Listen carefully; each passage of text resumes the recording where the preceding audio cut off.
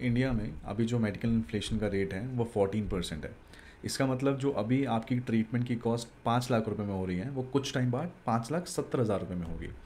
और हमारे नेशन पे 70 to 80% पॉपुलेशन ऐसी है जो अगर एक उनका हॉस्पिटलाइजेशन का बिल आ गया तो वो बिलो पॉवर्टी लाइन चली जाएगी।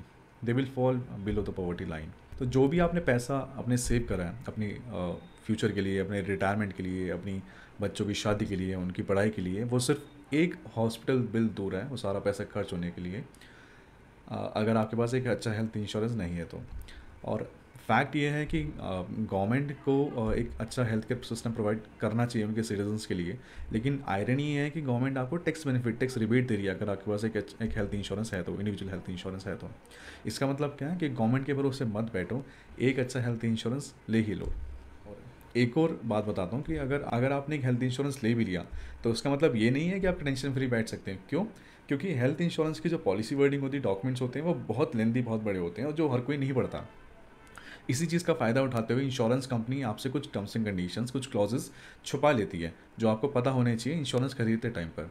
और जब हॉस्पिटलाइजेशन का टाइम आता है, आप क्लेम करने चाहते हो, तो वही टर्म्स एंड कंडीशंस को आपको दिखा के, वही क्लॉजेस आपको बताकर वो आपको क्लेम देने से मना कर देती है कि सो एंड सो ट्रीटमेंट तो आपकी पॉलिसी में कवर ही नहीं है, तो आप क्लेम लेने क्यों आए हो।